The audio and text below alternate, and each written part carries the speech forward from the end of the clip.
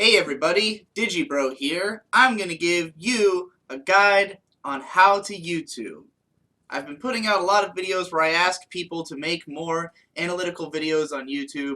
I'm always begging for it, and I often get responses that are like, well, I write text blogs and stuff, but I don't really know how to do video. It seems like it's a pain in the ass. There's so much hoops to jump through and things to learn, and I'm just going to lay everything out for you guys. And I'm going to start with talking about equipment. First, live action equipment. Then I'll talk about how to equip yourself and how to do stuff for non-live action work where you're not on camera at all. I'll talk about audio, and then I'll just talk about techniques to use for YouTube. So for starters, I'm filming right now on this little webcam, and the audio and video that you're seeing are coming through this webcam. It's like a Logitech 1080p webcam that I think cost like $60 or $70. This is what the audio sounds like. This is what the video is like. This is like the minimum quality thing I have. So this would be your like baseline. If you think this sounds or looks good enough that it's the kind of video that you would watch, and this might be all you need. You know, like a lot of YouTubers are using even worse quality stuff than this. You know, $60 could be a lot to drop on something if you're not, you know, taking it that seriously anyways. But I mean, if this is all you, you know, you don't have to go too much farther than this if you don't want to. Now, if you're like me, because I'm trying to be a serious career YouTuber, I have a lot of other equipment that I use as well. But for my vlogs, for the most part, I film them all on just my phone, which a lot of you probably have a smartphone, and most smartphones have pretty decent cameras, especially if you have like a high-end smartphone like this one. This is a Galaxy Note 3. It has two cameras, one on the front and one on the back. So first I'm going to show you the front-facing camera footage in the exact lighting that I'm using right now. I'm just going to record looking around the room and the webcam that's up there. I'm zooming in on it. And the audio that you're hearing now is being recorded through the speaker on my phone, which is near the back-facing camera. So if I was actually on screen like this, then this is the best like visuals I could get off of this thing, but the audio is not as good. And the problem with this is that I can't focus on myself. I can't change the focus on the camera. It does have autofocus, but I move my arms a lot, and it tends to distract the focus and make it change, and it drives me crazy. So if I had somebody who could tap my face and make it go in focus, then this would be the optimal form for vlogging. But since I don't really have anybody around to help with that, then instead I usually use the inward-facing camera. Now, typically I put my inward-facing camera on this tripod. This is a like $10 tripod. It's made of plastic. It's a complete piece of shit, but guess what? It gets the job done. And on the head of it, I bought this thing. It's like $7. That is a clamp that holds smartphones. So I got this like years ago, and it's always felt like it was falling apart, but it still hasn't yet. So this is my my main piece of equipment, and I'm just gonna latch the phone onto it. Now the problem with this forward-facing camera is that it records pretty dark. A lot of cameras do. I mean, cameras don't pick up light the same way that other stuff does. Oddly enough, that Logitech thing records pretty bright, but it's not very detailed. There's not a lot of sharpness to the image. So this has a lot more sharpness, but it records so low light that, you know, people always think I live in like a fucking dark cave or something, because I don't try to light my vlogs too much because I don't care. But if I did want to have it look more pro, I've got off to the side this random ass lamp that's just been laying around forever. It's just got a regular ass bulb in it. And I'm going to plug this shit in and turn it on. And now I'm a little lighter. And then I've got this over here, which is just a fluorescent light that I bought at Home Depot for like probably $25, $30. A couple bulbs that were like $15 for both. And we're going to turn that on.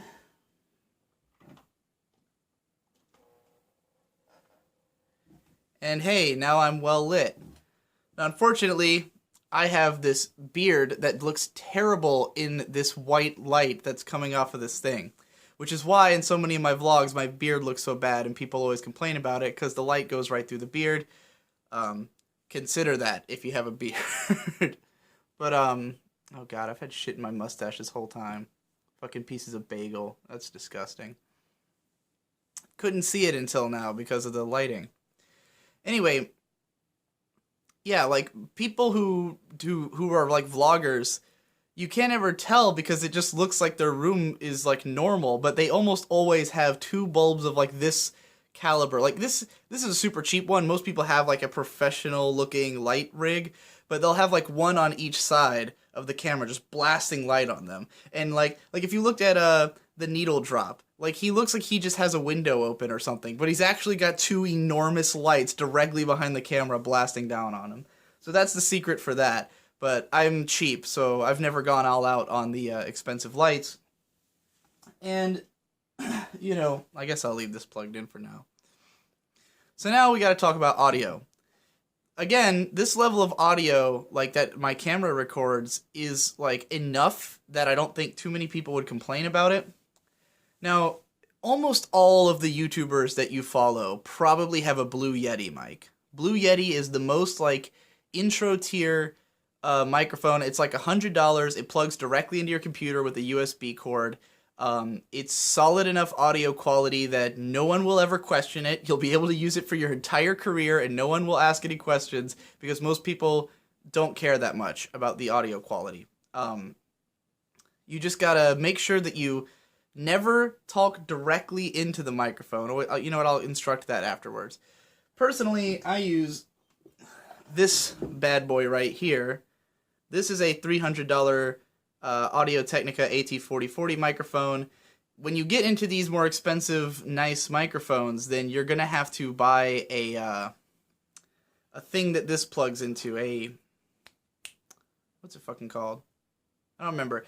I have a Scarlett 2i2, which is my thingy that this thing plugs into, and that plugs into the computer. It has its own plugins and stuff, but now we're switching to my microphone audio, and because I'm just, like, kind of an audio file, I don't know if I'm an audiophile, but, like, I like to have nice sounding audio in my videos, so I went all out on a microphone. I'd like to go even farther and get an even nicer one, but this is kind of unnecessary. Like, proof by the fact that so many people watch these vlogs, even though I've been recording them through my phone audio. You know, like, the audio is not a big deal. It's just a little extra step if you want to sound extra fancy. If you want to sound like Demolition D, then unfortunately, my microphone audio cut out its recording while I was doing this. You should always be prepared for the fact that some of this shit will just randomly fuck up on you without warning and you probably won't notice. So anyways, none of the rest of the video is going to have microphone quality audio, but you can just hear me doing it right now. This is what the nice mic sounds like. If you're just trying to make videos to get them out there, then it's not that big a deal.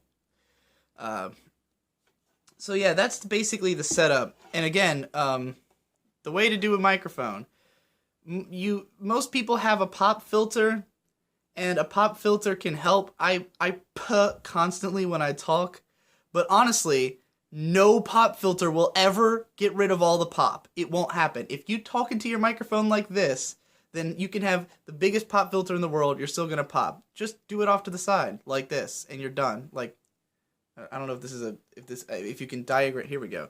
Off to the side like this. Just don't be looking directly at it, and you'll never pop.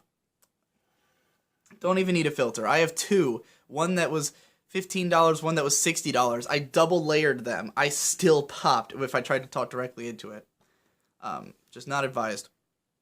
So anyways, that's the microphone. Those are the equipment that I use. Now, if you're going to be making videos that don't involve, like, live action footage or equipment, then you really just need the microphone. Personally, the program I use is Sony Vegas Pro 12. I obviously downloaded it illegally because it's unbelievably fucking expensive. I will not tell you how to get it illegally. You can just find it yourself. But when it comes to video editing programs, like, there's some that are decent enough that are free. I will put a link to my friend Tommy Oliver, who runs the channel Rebel Pixels,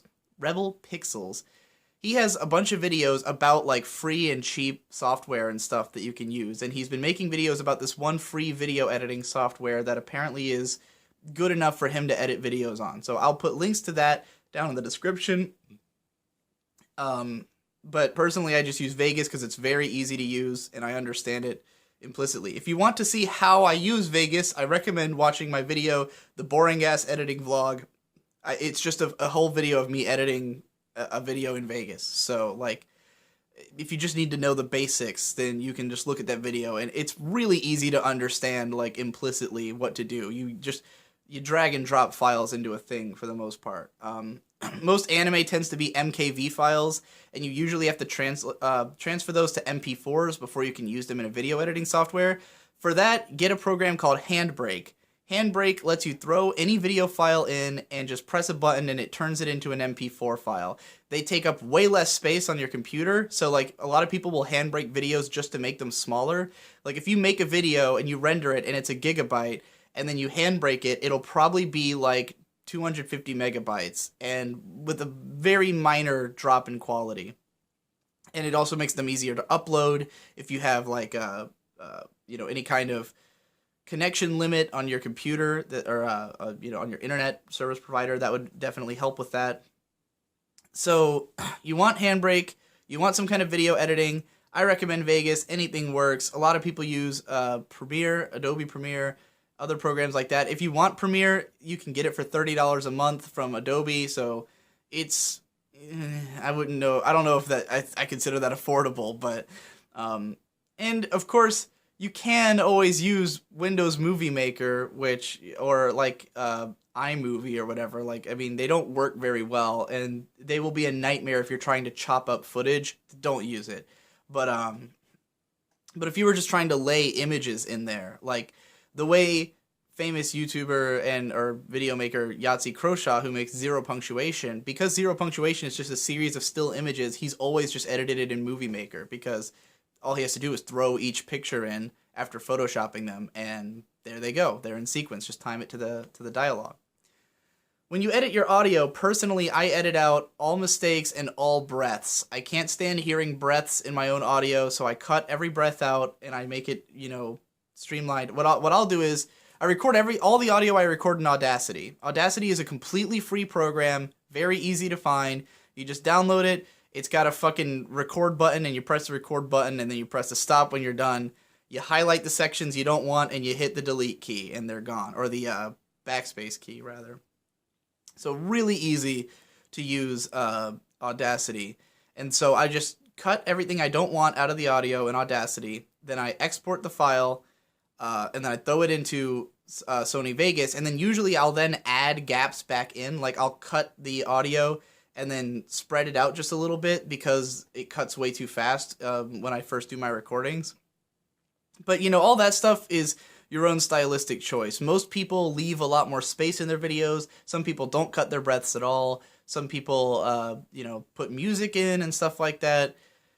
So now we're going to talk about techniques to dodge copyright, because I know this is one of the biggest problems that people have with, like, trying to do anime reviews on YouTube is you're worried about copyright. And there's no, 100% complete answer to this, because if a studio just decides that your video has their content in it and they flag you and take you down, then you just have to fight them. Like the main way that people get taken down is through Content ID, which is where you upload a video and YouTube's system automatically detects something in the video that it doesn't like, and it puts some kind of copyright claim on it. Now, there's like a few ways that me and my editor, the Devu, have found to almost surefire dodge Content ID. The way the Devu does it is just to never have a clip last more than 10 seconds. Usually his clips are only between 5 and 10 seconds, if that. He keeps all the clips very short, and that's all he does. All he does is just use nothing but short clips, and he's edited most of my videos this year. So, that's a pretty great method for getting past it. It helps to also cut out all the audio. Audio is a lot easier to get caught by YouTube than video is, so having any of the original audio in could be a problem. But aside from that, my method personally is that I just speed everything up because I use clips that last a lot longer because I'm a much lazier editor. So what I do is in Sony Vegas, if you grab the edge of a clip and you hold control and then click it and drag it, then it makes it go faster. And so I just every clip I individually make them go faster. So it's always a different sped up. Like if you just sped up one whole episode and it was all the same speed, I don't know if it would save you, but like I just have variable speed sped up every clip in the whole video, and that's always worked. It's always gotten me past Content ID, no matter like how long the clips are, except for when like Endemol catches it. Endemol is this Italian, I think, company that like is a licensing company who will mark your videos even though they don't have the distribution rights in your country. They will monetize your videos for their own gain. They're assholes. But you can fight all of that. Anytime you get any kind of claim on your video, you can fight it. All you gotta do is go into your YouTube options and like go through the process. It sucks and it takes a while. YouTube's trying to improve it. They recently made it so that if you fight a copyright claim and you get it, like you win, then all the money that you would have, like if you were monetizing the video, all the money you would have made, you now get. I think they've implemented this. I don't know, but the worst thing that can happen, like if you manage to get past Content ID, then you can still get a strike. And this happens to me all the time, where usually it's like a TV company from Japan or like one of the publishing companies that owns the rights to the thing. Like recently I had a video taken down, my Konosuba video was taken down by Kadokawa.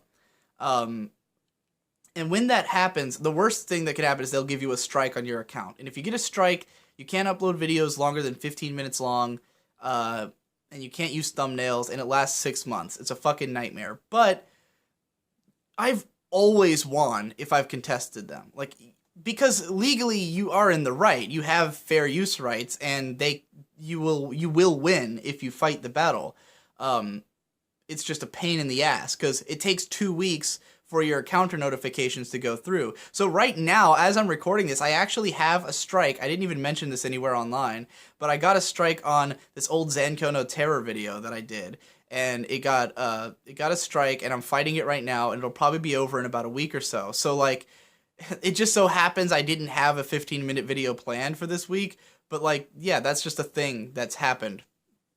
So it can be a real pain in the ass, but you can fight it and you can win every time. The only time you're in real true danger is if you get 3 strikes at once and that takes your channel down. And I've had my channel taken down and managed to get it back because it just so happened that I had already submitted the counter notification for the first strike. So when the other 2 came and my channel went down, 2 weeks later it came back because I had beaten that strike. So it will bring your channel back if you were to do that.